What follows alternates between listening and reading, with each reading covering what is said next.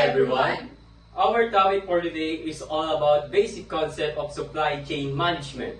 I'm Justine DJ Gonzalez. I'm Luisa Gutierrez. I'm Syra Jane B. Estrella. I'm Janelle Eliza L. Castro. And I'm Irish Nicole de la Cruz. And we are the Group 8. After reading this chapter, you will be able to appreciate what a supply chain is and what it does. Define the different organizations that participate in any supply chain. Discuss ways to align your supply chain with your business strategy. Start an intelligent conversation about the supply chain management issues in your company. Supply chain are essentials for businesses to design, manufacture, deliver, and use products or services. Companies play a crucial role in these chains, and understanding their roles is crucial due to market change and uncertainty. Developing strong supply chains provides a competitive advantage. Nothing entirely new, just a significant evolution. Supply chain management is based on timeless concepts. As Napoleon emphasized the importance of an efficient supply chain, an army relies on its soldiers' nourishment for movement.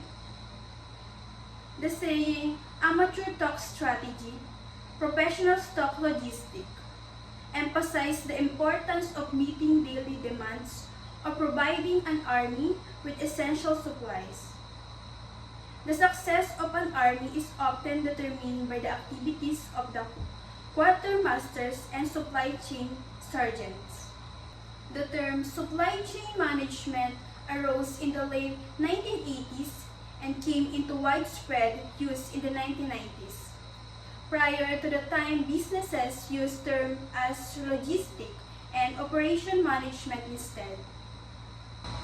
The supply chain is the alignment of firms that bring products or services to market, from Lambert, Stock, and Elram in the book Fundamentals of Logistic Management. Lambert, Douglas, 1998, Fundamentals of Logistic Management, Chapter 14. Logistic and Transportation Management. Logistic and transportation are vital for seamless movement of goods in supply chain because they ensure that goods are delivered to customer on time and the right condition. Explore the critical role of packaging in material handling and discover how to select transportation methods to facilitate efficient movement of goods and products. You will be equipped to run well-managed supply chain to improve customer satisfaction and reduce costs.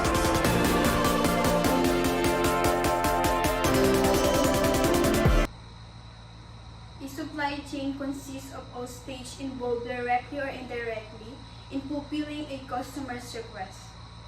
The supply chain not only includes the manufacturer and suppliers, but also transporters, warehouses, retailers, and customers themselves. From Chopra and Mady in the book Supply Chain Management, Strategy, Planning, and Operation. Chopra, Sunil, and Peter Mady, 2001, Chapter 1. The supply chain is a network of facilities and distribution operations that performs the functions of procurement of materials, transformation of these materials into intermediate and finished products, and the distribution of these finished products to customers. From Ganeshan and Harrison at Penn State University in their article, An Introduction to Supply Chain Management. If this is what a supply chain is, then we can define supply chain management as the thing we can do to influence the behavior of the supply chain and get the result we want. Some definition of supply chain management are: supply chain management involves companies making individual and collective decisions in 5 areas, despite unique market demands and operational changes in each supply chain. These are the 5 areas. The first is the production, the inventory, the location, the transportation, and the information. The first one is production. Involves creating master production schedules considering market demands, product quantity, and timing considering plant's capacities, workload balance, quality control, and equipment maintenance. Importance of production planning and control. The first is improve organization to regular and timely delivery. The second is to achieve and to better supplier communication and raw materials. Reduce investment in inventory purposes. The fourth is reduce production costs to proper estimation and increase efficiency. Next is smooth flow of production without interruption. And the last is proper quality and quantity of equipment and raw materials during production. The second one is inventory. It's crucial in supply chain to mitigate uncertainty but can be costly. It should be shopped at each stage with varying amounts held in raw materials, semi-finished or finished goods, and be ordered when necessary. The third one is location. The location of production and inventory storage facilities. The most cost-efficient option and whether to use existing facilities or build new ones are crucial decisions that determine the paths for product delivery to the final consumer. The fourth one is transportation. Discusses the cost and uncertainty of transportation options for inventory movement for one supply chain locations to another, highlighting the benefit of air freight, truck delivery, sea or rail shipping, and the need to balance these options. The last one is information. Emphasize the importance of collecting and sharing accurate information for better coordination and decision-making, enabling effective production, inventory location, and transportation decisions. A company's supply chain capabilities and effectiveness are determined by its decisions. Its ability to compete in its market depends on its supply chain effectiveness. For a company to serve a mass market and compete on price, a low-cost supply chain is essential. For a market segment to serve customer service and convenience, a responsive supply chain is crucial. The company identity and capabilities are shaped by its supply chain and its markets. Alexander the Great's campaigns were based on his army's unique capabilities, which were made possible by effective supply chain management. His greatness was not solely due to his bold moves, but also his mystery of logistics. Alexander's strategy and tactics were close tied to his ability to obtain supply and run and learn. Efficient organization, transporting large amounts of materials over long distance, were difficult due to limited technology of his time. Pack animals and cart were used to haul supplies, as they had to graze along with the way to survive. Alexander's army's success was due to its efficient supply chain management and unique logistics structure. The Macedonian army restricted the use of carts and pack animals, allowing soldiers to carry their own equipment and provisions.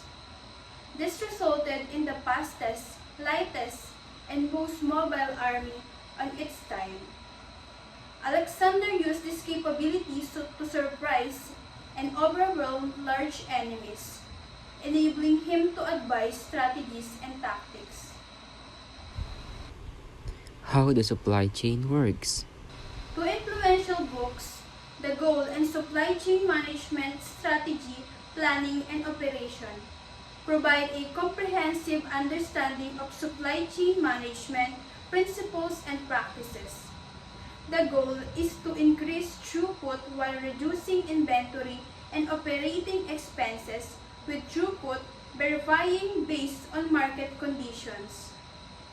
Chopra and Meili define 5 performance drivers: production, inventory, location, transportation, and information, which companies can use to define their supply chain capabilities. Effective supply chain management requires understanding each driver's operations and the result obtained by combining different combinations of these drivers. Inventory is basically all the stuff a company has, from raw materials to finished products, that's waiting to be used or sold. There are three main types of inventory.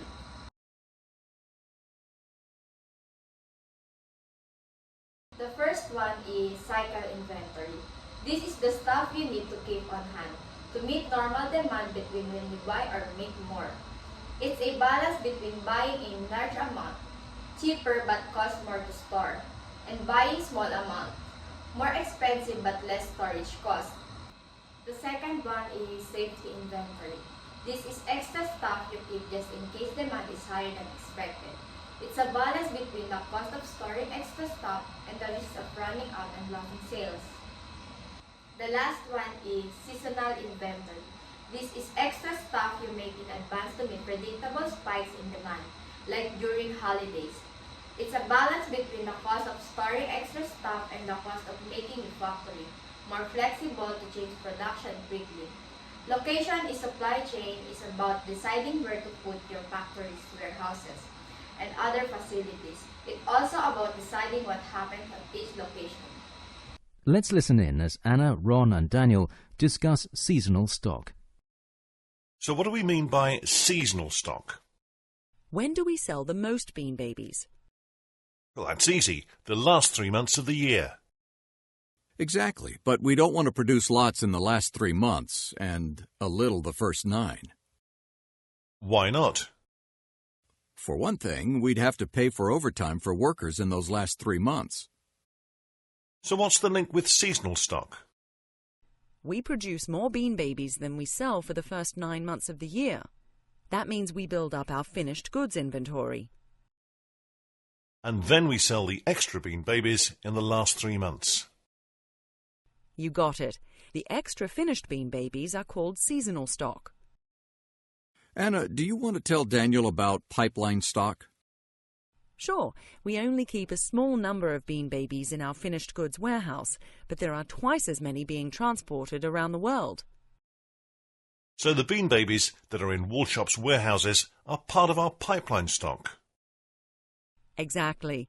Finished Bean Babies that we've shipped that haven't been bought by consumers are in our pipeline stock. Daniel sees the 4 purposes of holding inventory: cycle stock, safety stock, seasonal stock, and pipeline stock. There are 2 key trade-offs related to information. The first one is cost versus benefits. Having good information is valuable, but it can be expensive to collect and manage. Companies need to balance the cost of building systems to get information with benefits of making better decisions. The second one is sharing versus keeping secrets. Sharing information with other companies in the supply chain can make everyone more responsive, but it is also risk giving away information that competitor could use against you. Companies need to find a balance between sharing information and protecting their competitive advantage. Production, deciding what to make, how much to make and when to make it. Inventory, deciding how much to keep in stock and where to store it. Location, deciding where to put factories, warehouses and other facilities. Transportation, deciding how to move products from one place to another. Information, the information that helps companies make decisions about the other 4 elements. This shows that these 5 elements are connected and the information is the key to making good decisions about all of them. It also highlights that there's a trade-off between responsiveness, being able to quickly meet customer needs, and efficiency, keeping costs low. Different markets have different needs, and supply chains need to find the right balance between responsiveness and efficiency to meet those needs. Executive insight. It's about how Walmart's success is directly tied to its supply chain. This explains that Walmart's founder, Sam Walton, built the company around the idea of low prices. He achieved this by creating one of the most efficient supply chains in the world. This means they figure out how to keep costs low and make things move smoothly. It highlights the 4 key ideas that Walmart pioneered and that are now common practice in many industries. These are the common practices. The first one is expanding around distribution centers. Walmart built large distribution centers to efficiently move products to stores. The second one is using electronic data interchange, or EDI. Walmart uses technology to share information with suppliers, making the process smoother. The third one is the big box store format. Walmart's large stores offer a wide variety of products at low prices. The fourth one is everyday low prices. Walmart is known for its consistent low prices, which are made possible by its efficient supply chain. It emphasized that Walmart's supply chain strategies have become industry standards, providing that well-designed supply chain is crucial for success. That explains how Walmart's everyday low prices strategy works. It tells customers they will always get the best price, eliminating the need for special sales. This helps Walmart accurately forecast sales and ensure consistent low prices. Supply chains are constantly evolving. Companies are always trying to find the best way to manage the 5 key elements: production, inventory, location, transportation, and information. Research conducted in the United States shows that 90% of people living in the country live near at least one Walmart store. In other words, there are so many Walmart stores in America that people can find a Walmart shopping center anytime, anywhere, within a short period of time. This fact shows how popular Walmart is in the United States. Now let's go back in time and see how the Walmart company was founded for the first time and the secrets of its success. Walmart was founded in 1962 by the famous businessman Sam Walton in the state of Arkansas in the USA. What inspired Sam Walton to take such an important step in his own business was the income from his small store that he opened back in the 1950s. Thus, from the end of the 1960s, the name Walmart gradually became known more and more in America. Over time, Walmart expanded its scope and became an international company. To put it more clearly, Walmart branches began to open in different parts of the world, and thus the reputation of the company increased not only in America but also in several other countries. In the past, companies often tried to own and control every day part of their supply chain, a practice called vertical integration. This worked well in the industrial age when markets were slow-moving and customers wanted basic products. Ford Motor Company, for example, owned everything from iron mines to assembly plants. This means focusing on their core competencies, what they do best, and outsourcing other activities to companies that specialize in those areas. For example, a manufacturing company might focus on making car parts while outsourcing warehousing and transportation to logistic companies. However, as markets became faster-paced and customers wanted more variety, vertical integration became less effective. Companies needed to be more responsive to changing customer demands and could not afford to be stuck with a rigid structure. Today, companies are moving towards virtual integration. This allows companies to stay competitive by focusing on their strengths. They can invest in developing expertise in their core areas. Being more responsive. They can adapt quickly to changing market needs. Service providers are organizations that offer specialized services to producers, distributors, retailers, and customers in a supply chain. They focus on specific activities that they can perform more effectively and at a lower cost than the supply chain participants could do themselves. Common service providers include logistic companies like transportation and warehousing, financial service providers like banks and credit agencies, and those offering market research, advertising, IT, legal, and engineering services. Supply chains vary in the number and roles of service providers, with some outsourcing to specialized providers while others perform these services internally. Retailers are businesses that stock inventory and sell products in smaller quantities directly to the general public. They closely monitor customer preferences and demands, and attract customers through strategies such as competitive pricing, diverse product selection, superior service, and convenience. Producers or manufacturers are organizations that create products, which can be tangible goods or intangible items. Tangible goods include raw materials like minerals, oil, and timber, and finished goods made from these raw materials. Service providers offer logistics, finance, marketing, and IT services. Within a supply chain, companies may act as producer, distributors, wholesalers, retailers, or final consumers. These roles are supported by various service providers that supply essential services. Participants in the supply chain. A supply chain, in its simplest form, involves a company, its suppliers, and its customers. An extended supply chain includes additional participants: the supplier's supplier, or ultimate supplier, the customer's customer, or the ultimate customer, and the service provider. These companies work together to create a network that can adapt to the demands of a fast-moving market. The key takeaway is that supply chains have become more collaborative and specialized to meet the needs of today's dynamic markets. Fast-moving markets. These chains are more flexible and responsive to changing customer needs and preferences. This shows a simplified example of a vertical integrated company in the past.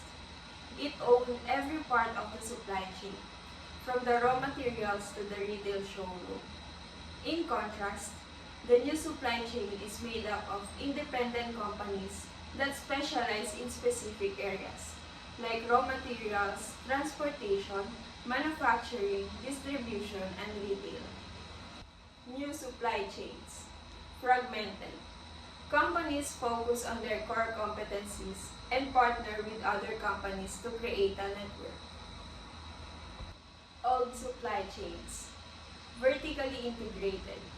Companies own and control every step of the process, from raw materials to retail. Slow-moving markets.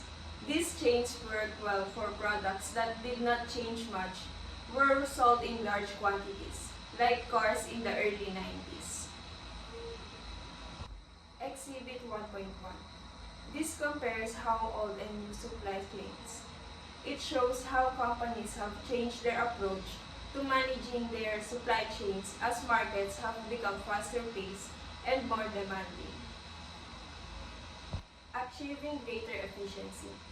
They can leverage the expertise of specialized companies. Ultimately, how a company defines its core competencies and how it partners with other companies is a crucial decision for its success in today's dynamic supply chains. For example, discount stores focus on low prices and variety. Upscale specialty stores offer unique products and high service levels. And fast food restaurants emphasize convenience and affordability. Alternatively, some distributors act as brokers, promoting and selling products without taking ownership. In both cases, distributors play a key role in understanding customer needs and matching them with available products. Intangible products include things like music, software, and services. Many producers of tangible goods are relocating to areas with lower labor costs, while producers in developed regions are increasingly focusing on creating intangible products and services. Distributors fulfill the time and place function by delivering products when and where customers need them.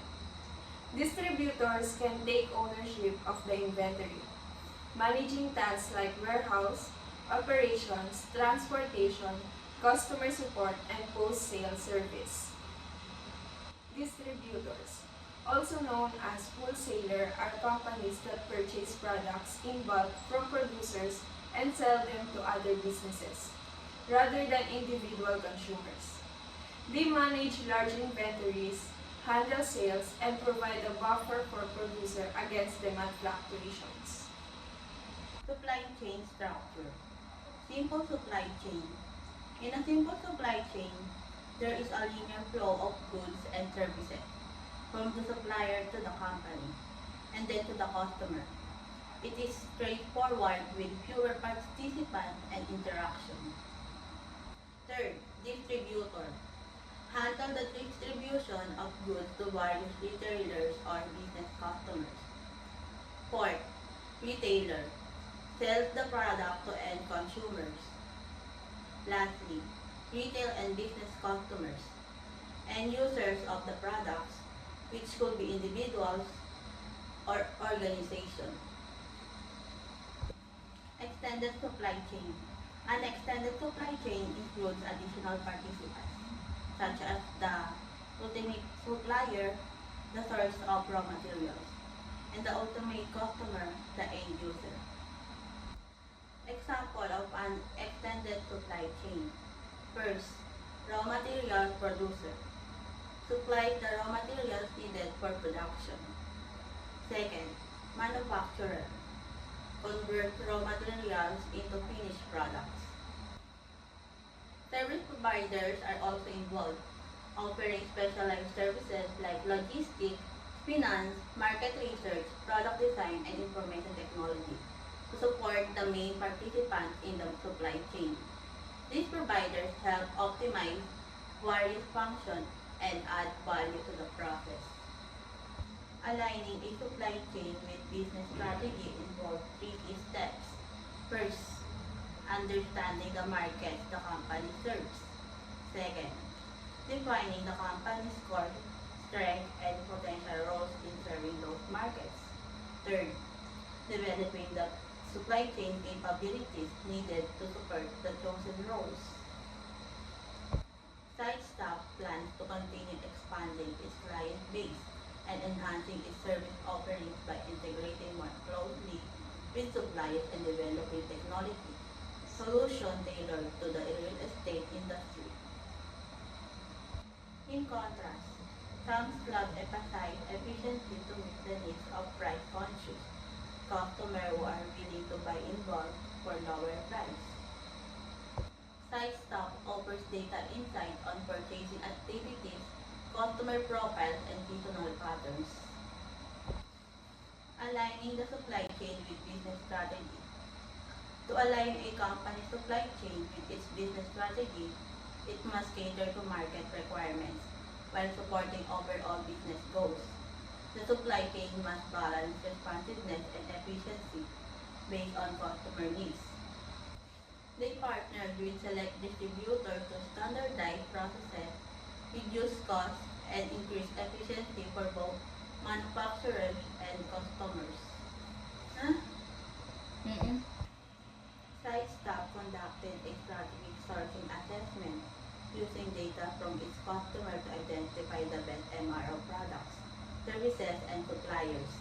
This enabled them to negotiate national contracts and streamline to the supply chain. Site staff has successfully leveraged information technology to address traditional challenges in real estate procurement, providing a more streamlined, transparent, and efficient supply chain solution. Founded by Michael Stewart, site staff identified the need for better budget management in the real estate sector. Initially, the technology was too costly to implement, but with the advent of the internet, it became feasible to manage procurement processes more efficiently. Site staff is a procurement solution provider focused on the real estate management market. The company is specialized in maintenance, repair, and operation services, It's over supply chain operation and relationship management with suppliers. In the real world, a new category of supply chain service providers has emerged due to the advancement in information technology. These providers allow companies to outsource functions that were traditionally managed in-house, enabling firms to focus on their core competencies. There are also service providers involved in logistics, finance, market research, product design, and other specialized services that help the main participants manage their operation more efficiently. Customers now have a single source, paperless process for purchasing MRO products, leading to better economies of scale and transparency in the supply chain.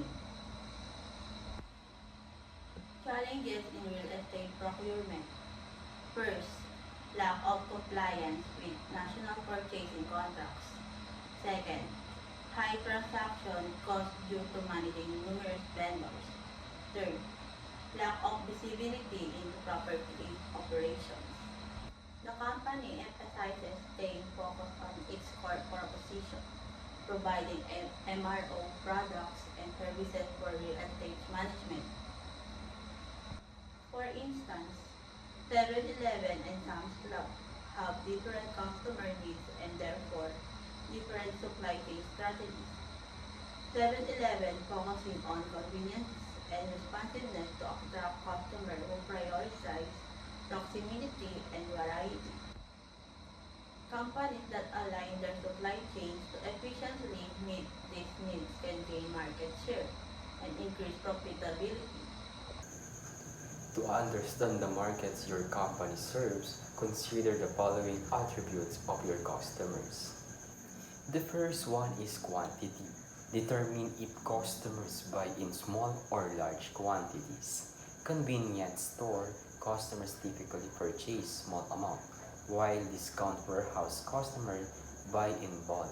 The second one is response time. Assess how quickly customers need products.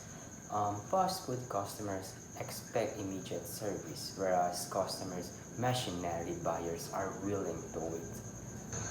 The third is product variety. Identify if customers prefer a narrow range of product or wide selection. The fourth one is service level. Understand if customers expect immediate ability or are okay with the partial deliveries and longer lead times. Music store customers want immediate access, whereas machinery buyer anticipate delays. The next one is price. How price sensitive customers are. Some are willing to pay more convenience or high service level, while others seek the lowest prices. The last one is rate innovation. Determine how quickly customers expect new products or changes. Electronics and computers see high innovation rates, while other products like paint do not. Define core competencies of your company. To align your supply chain with your business strategy, the next step is to define your company's core competencies and its role in the supply chain. Consider whether your company is producer, distributors, retailer, or service provider and how it supports the supply chain is a part of. Identify what your company does best and how it generates revenue. For companies service multiple markets like WW Granger, it's important to leverage core competencies across different segments. While specific supply chain elements may by market segments, core activities such as manufacturing can be shared to achieve economies of scale. By understanding and leveraging these competencies, your company can effectively fit into various supply chain and serve different market segments. Develop needed supply chain capabilities. Once you identify your market and your company's role in the supply chain, the next step is to develop the necessary supply chain capabilities.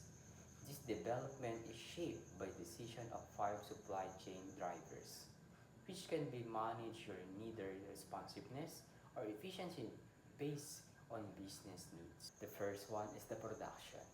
To make this driver responsive, companies can build factories with excess capacity and use flexible manufacturing techniques. Smaller plants near customers can further reduce delivery times. For efficiency, factories can operate with minimal excess capacity, focusing on the limited product range. Centralized production is the large plants can enhance efficiency through economies of scale. The second one is inventory. Responsiveness is achieved by keeping high inventory levels for a wide range of products and stocking them with many locations close to customers. Next is location. A responsive location strategy involves opening many locations close to customers, like McDonald's, thus in high demand areas.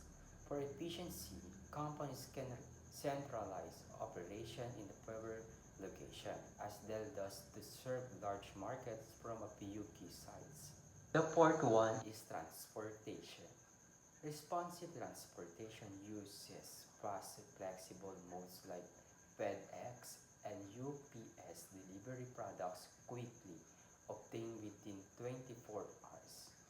Efficiency is achieved by shipping larger batches less frequently, using modes like ship, rail, or pipelines. Centralizing transportation from a hub can further increase efficiency. Information. The power of information grows as the technology improves, making data easier and cheaper to collect and share. Information enhances the performance of the other 4 supply chain drivers, boosting responsiveness, especially in industry like electronics.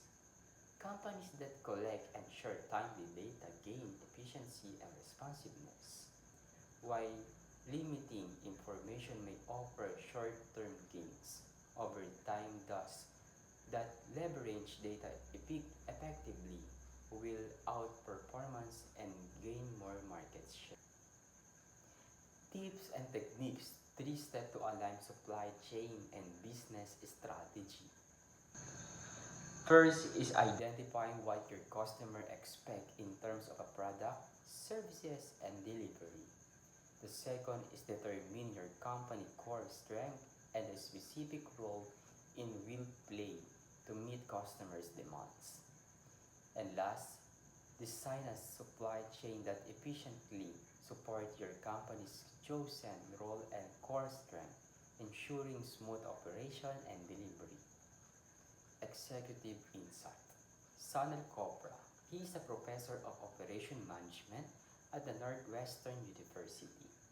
He also director of the Master of Management in Manufacturing program and co-author of Supply Chain Management. Walmart and Dell succeed with a low price strategy, requiring highly efficient supply chain. Walmart builds store around distribution center to gain economies of scale. Store more frequently than competitors, using cross-stacking and owning its truck and IT system for efficiency. A supply chain includes all companies involved in designing, producing, and delivering a product. Supply chain management coordinates production, inventory, location, and transportation to balance responsiveness and efficiency, aiming to boost sales while reducing inventory and costs. Today, companies focus on their core strength and partner with others for product delivery, shifting from vertical to visual integration. Aligning supply chain with market demands is the key to success. Walmart exemplifies this with its grow larger due to continuous improvements in its supply chain management.